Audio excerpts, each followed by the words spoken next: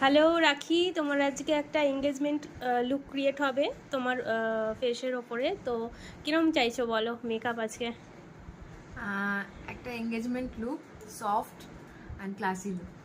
ওকে, hair style তো তোমার টিকলি আছে তো? হ্যাঁ, আচ্ছা ঠিক আছে, বানের ওপরে হবে হেয়ারটা বান হবে। ঠিক আছে, চলো দেখি কীরকম লুকটা ক্রিয়েট করতে পারি, তারপরে আসছি মেকআপটা নিয়ে। চলো। তো আফটার মেকআপ কীরকম লাগছে তোমাকে দেখে? খুব ভালো লেগেছে এবং আমি যেরকম বলেছিলাম, যেরকম লুকস করে দিতে বলেছিলাম সেম একদম।